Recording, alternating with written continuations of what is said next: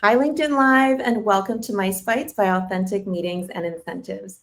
I'm Natalie Horan, and I'll be your host as we take our midweek break to learn about a mice-worthy idea that's shaping the way we plan events. Today, we are talking neurodiversity and creating events where everyone belongs. I'm joined by Rachel Bandarenko, EVP of Creative and Strategic Growth at MGME, and Nicole Burke, Clinical Supervisor at Amigo Care and a board-certified behavioral analyst, for a conversation that helps us understand what neurodiversity really is and why it matters in our industry. Plus, they'll give us actionable tips that we can start using right away and answer your questions live. So let's get started. Hi, everyone. Thank you for joining us today. This is a topic that's near and dear to my heart. And we're really going to dive into understanding neurodiversity and neurodivergence a little bit today before we get into the tips and ideas that you can implement to help your neurodiverse audience when you are planning meetings and events. So I'm going to give a little bit of an intro, and then I'm going to introduce my amazing co-host today, Nicole Burke. So neurodiversity is a term used to describe differences in how people's brains work.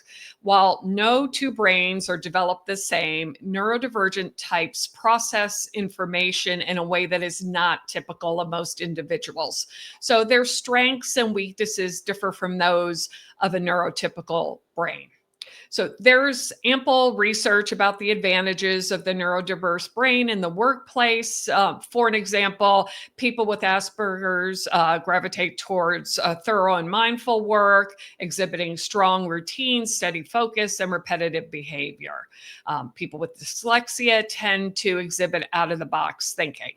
So, understanding that these are the people in your audience, these are your colleagues, these are the people that you need to consider when you are planning your meetings and events, because inclusive meetings and events help ensure that all participants, regardless of background, perspective, strengths, or weaknesses, feel welcomed and valued.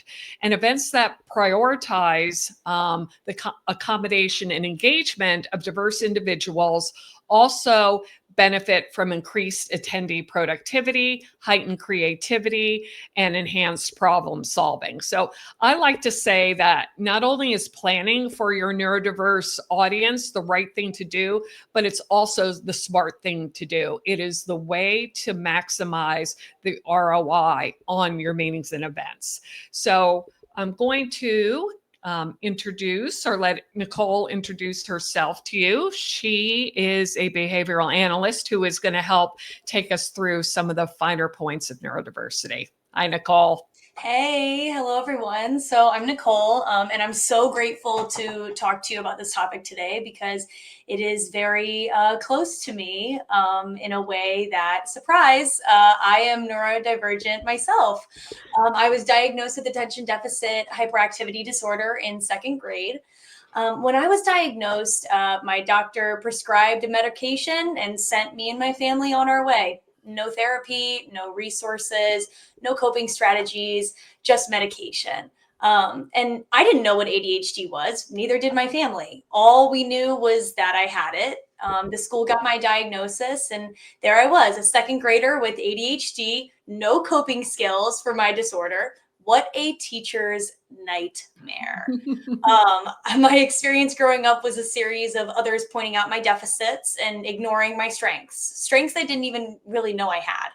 I heard things like, you're always late, you're such a procrastinator, and that I couldn't focus to save my life. I was getting put down by my peers. I was called selfish, lazy, defiant, told I was not listening, but I didn't know how to fix it. And no one was helping me or giving me the proper accommodations. I grew up thinking that something was wrong with me until I studied special education at George Mason University. And it was there that I realized my strengths and harnessed them as best I could. I finally understood myself, and I could help others understand me too. Today, I'm here to give you a taste of what neurodiversity means and how these individuals may experience the world around them. So neurodiversity, scientifically put, encompasses the vast spectrum of neurocognitive variations within the human population. It points to the fact that every human has a unique nervous system with a unique combination of abilities and needs. It's a mainstream term that recognizes individuals whose brains process information differently than the majority. This diverse population is also known as the neurominority or the neurodivergent. But why is this so important to recognize? So, recognizing your neurodiversity is crucial for creating those inclusive environments where everyone can thrive.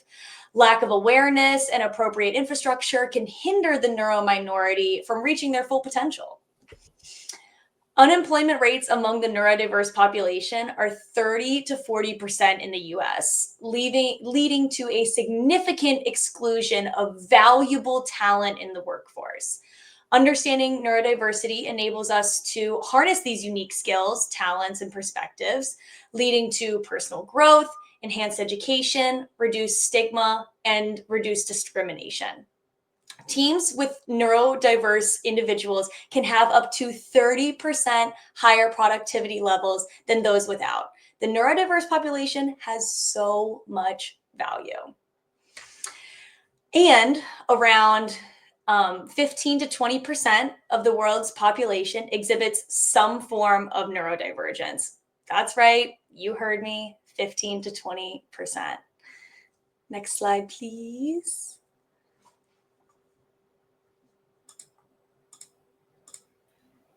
I got bumped out, but I'm coming back. Okay. Rachel, do you have ability to move to the next slide? Can you see the slides? I cannot. Nope. Oh, there we go. All right, we're back up. Awesome. And to the next one, pretty please. There we go. So 15 to 20% of the world's population exhibits some form of neurodivergence, including conditions like autism spectrum disorder, attention deficit hyperactivity disorder, dyslexia, and other various mental health conditions. This diversity enriches our society and workplaces with unique abilities and insights. On the upcoming slides, we'll dig a little bit deeper into some of these specific disorders, their strengths, and their weaknesses. So autism spectrum disorder affects approximately 1% of the global population, and this is the population that I work with the most. While it presents challenges in communication and social interaction, individuals with autism spectrum disorder often possess remarkable strengths, such as a powerful memory, rational decision-making, and pattern recognition. However, they may struggle with a phenomena called sensory overload. Sensory overload for someone with autism spectrum disorder can be an overwhelming experience where their senses can become flooded with stimuli to the point where it becomes difficult to process or filter them effectively. Imagine being in a room where all the lights are too bright, every sound is amplified, every texture feels too rough or too smooth, and every smell is overpowering. These individuals may also struggle with emotional expression, being able to express their emotions effectively to others, and a low theory of mind, the challenge to understand that others have beliefs, desires, and intentions that are different from their own. So now that we've explored some of the unique challenges faced by individuals with ASD, let's shift our focus to another common neurodivergence, social anxiety disorder. So social anxiety disorder affects around 7.1% of adults in the US, and it's characterized by a persistent fear of social situations, leading to intense anxiety and avoidance behaviors. Social anxiety is not only the fear of social situations, but it's also the fear of appearing anxious in those social situations or being judged by others. But it doesn't stop there. These fears can create physical symptoms like sweating, upset stomach, and even trouble breathing. Understanding and accommodating individuals with social anxiety involves creating supportive environments that alleviate those fears of judgment and scrutiny. Moving from social anxiety, let's delve into the world of attention deficit hyperactivity disorder, where attention and hyperactivity present their own set of challenges and strengths. So ADHD affects 5 to 7% of youth and 2.5 to 6.7% of adults globally, me being one of them.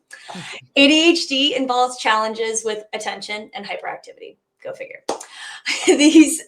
Despite these difficulties, individuals with ADHD often exhibit strengths like hyperfocus, which I like to refer to as putting the blinders on. It's in a state of intense concentration or absorption of a specific task, and because of that intense immersement, we can often exclude everything else around us, including time, other responsibilities, even people. But on the other hand, individuals with ADHD also have lots of trouble directing that focus. I like to refer to this as there's a little monkey in my brain that's telling me what I can focus on at which time, and the monkey rules all. I have no control. But I also like to call it like a golden retriever energy in a way. It's super easy to train, but as soon as a squirrel runs by, everything's all out the window. We can also be disorganized, and for some, me, always moving around. As we've discussed some of these traits and experiences associated with ADHD, let me share a personal anecdote that sheds light on navigating conferences and events as a neurodivergent individual. So recently I attended the ABAI conference, which is a conference in my field, the largest international conference. And it was amazing, and I was able to learn so much once I got adjusted.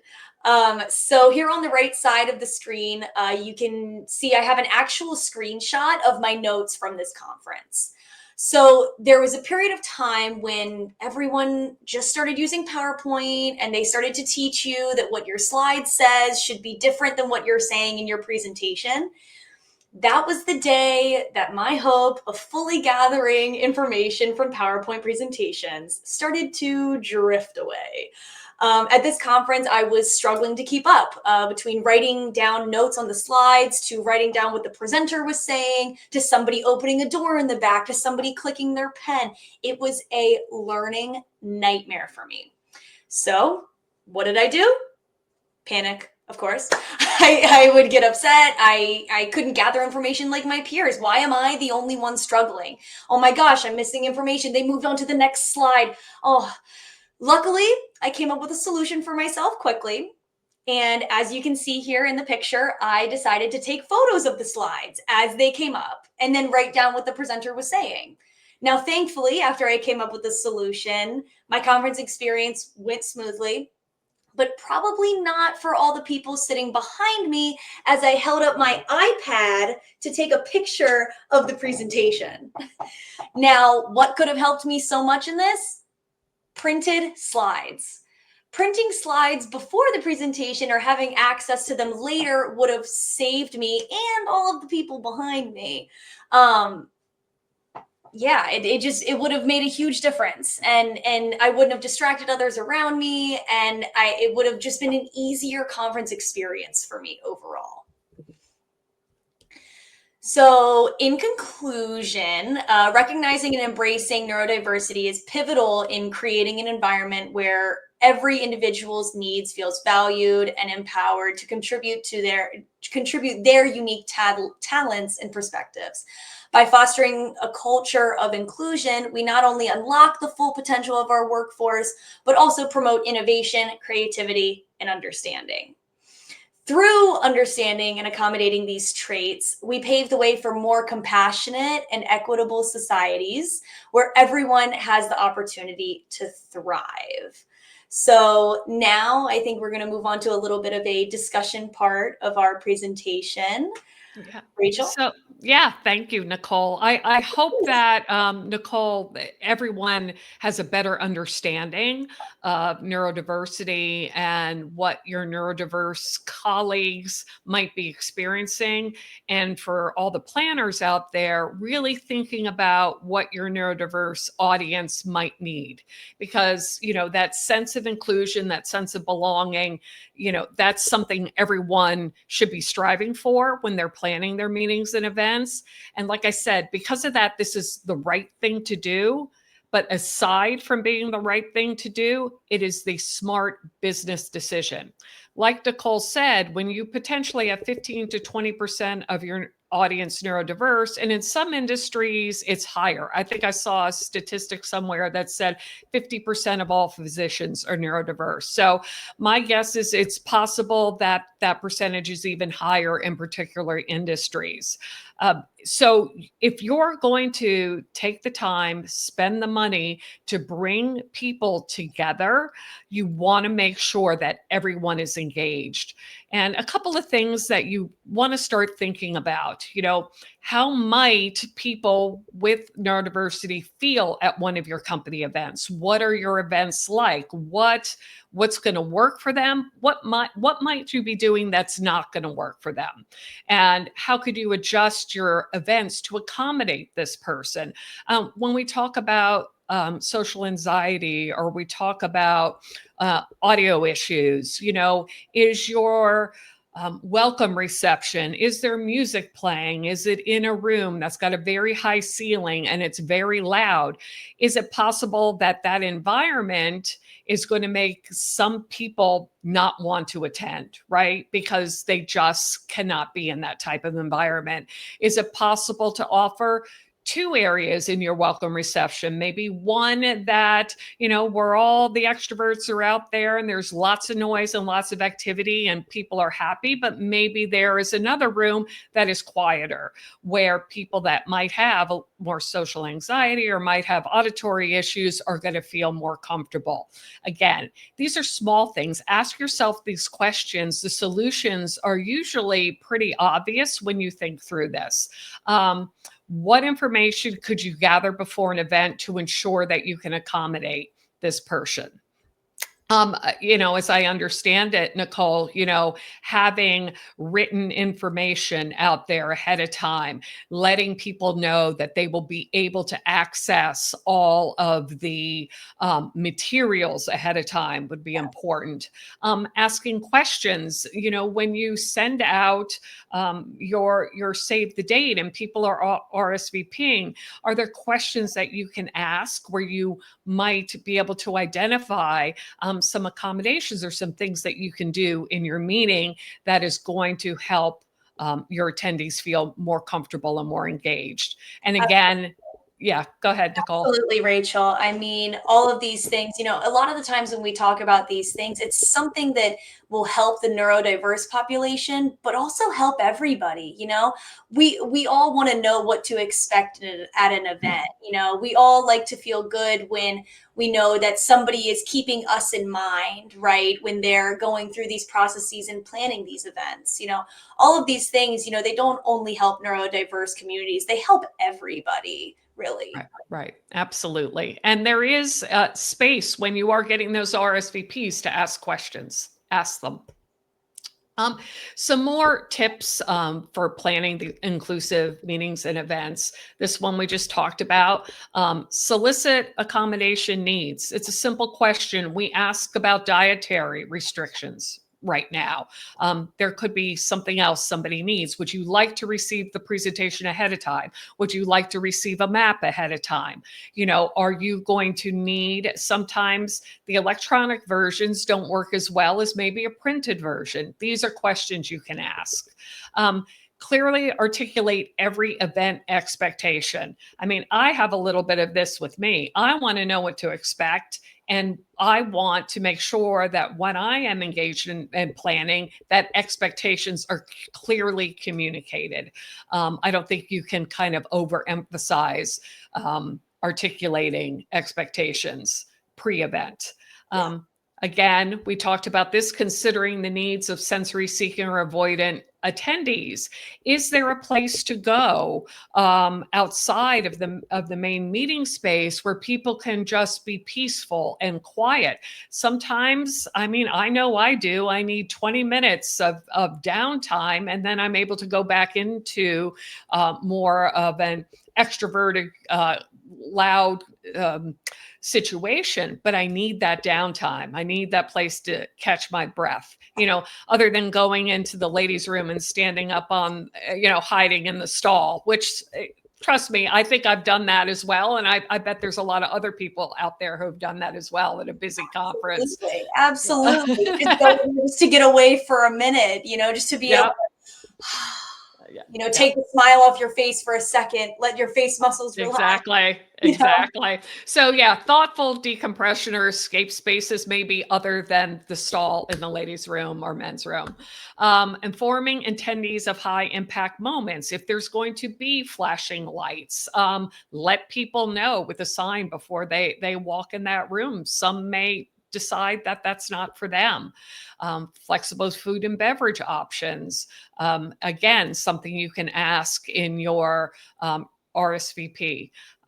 Navigational support. We talked about this. Maybe, maps are critical. Paper maps, digital maps. Use your event app to make sure that all of that is in there. Some people like to know where they're going before the day of the event, that they'll plan it out. That is important too. Yeah, I have a close friend of mine who actually we do a lot of job fairs, and every time beforehand she has OCD and anxiety, and she is texting me a million times beforehand. Where are we going? How are we going to get there? Where do we park? Once we get in the building, what room do we need to be in? This. She, just the arrows are not enough for her to feel comfortable. Absolutely. So maybe there's hybrid streaming of meeting sessions. Maybe that's something that you can offer so people can, revisit the material or take in the material on their own time in a different environment. Presentation material in multiple formats. That's where you get into, some people might want hard copies. Some people might be okay with digital. Ask the questions. And the last one I think is important. And this is one of the reasons that Nicole and I talk about this topic. The more as they say, the more you know, the more you know. Train your staff on non-apparent disabilities. There are so many non-apparent disabilities out there. And our hope is that just by having this conversation and hopefully you listening to it and taking it in, we're going to make a difference in somebody else's experience, right? So, this is a subject that we should be talking about. And obviously, both of us are always here to help with that. If you need more information, you can always reach out. If you're interested in having your staff trained on, what to look for and how to plan neurodiverse friendly meetings and events, we are always here, happy to help.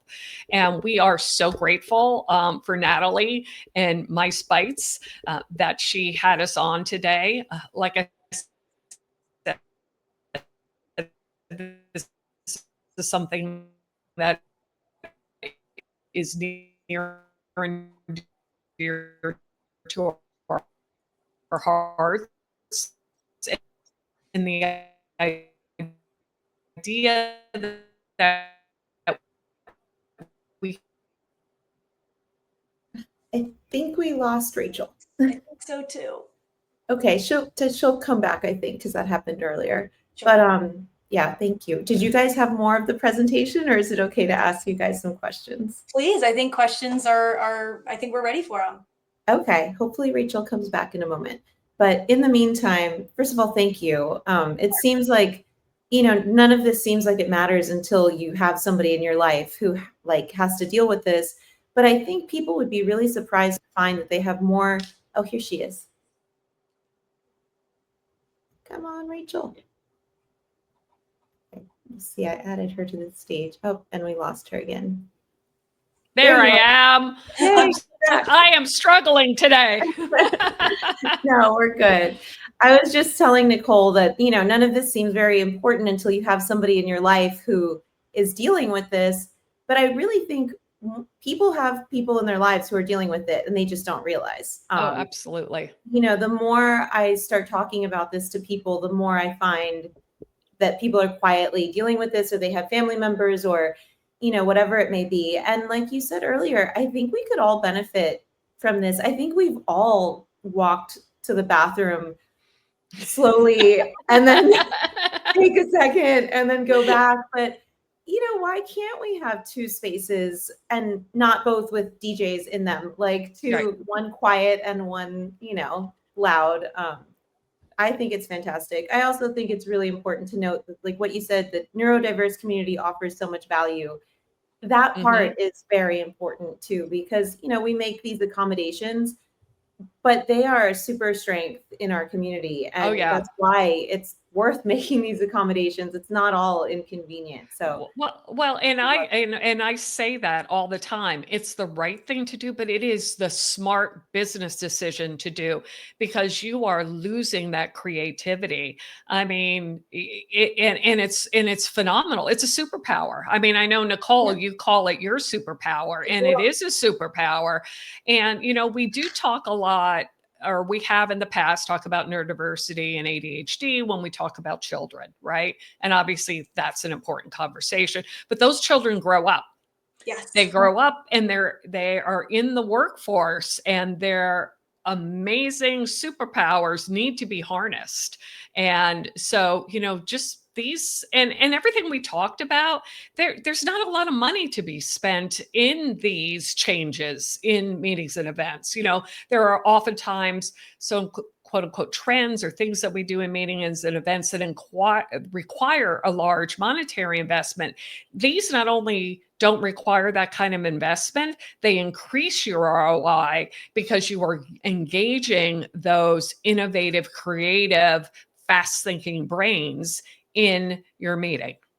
So and people who don't even realize maybe that they need these tools, and they're just going through life struggling, and then you offer that they can print it out in advance or whatever it may be. Like, I know, like you said, we talk a lot about children, and my son would love to know everything that's happening before it happens, and he'll want to look at the map and everything. But one day he's going to be an adult and he's still going to want to know what's happening before it happens. So I don't know why we stop, and it makes perfect sense.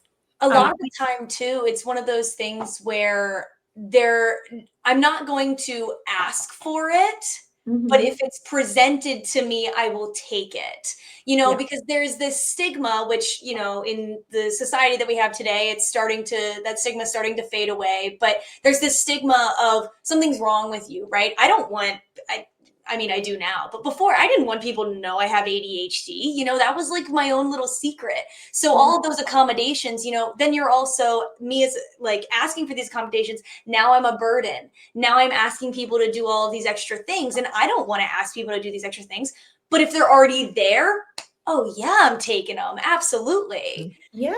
And people who probably don't even realize they need it, and to advocate for themselves. So it doesn't hurt to offer. Yeah. Right. We do have a question from Andrea Kinney. She said, "Thank you so much for this important insight. What would be the ideal session format for you, Nicole? Panel discussion, hands-on workshop?" Wow. Okay. So the ideal, honestly, I love panel discussions. And the reason why I love panel discussions is because to me, they're more engaging, and it's less presentation over here, saying different things over here. Because for me, it's very difficult to focus on those two things. Imagine trying to read a book while hearing a song in the background. It's impossible. I don't even know how anybody does it. So I think my ideal session would be a panel discussion. Also because it would provide me opportunities to ask those clarifying questions and even show my creativity a little bit in there too, in those questions that I ask to help further my understanding. But yeah, I'd say panel discussion. I love those. That's a good question. I was actually thinking that when you were talking. I'm glad she asked. That's great. Let me see. Yeah, no, I mean, you guys have so many good like points. So, this will be for anybody listening, we'll be following up with, a breakdown of all of this that you guys can read and access because again, maybe that's better for some people. Right. And you guys can reach out to Rachel and Nicole and Rachel's with the team at MGME and they're such a resource for all things event planning, even something like this. So Yeah. it's fantastic. Yeah. So yeah, thank you so much. Thank you, Natalie. Oh, All right, have a great day and thank you everybody for watching. thank Thanks, everyone. Bye.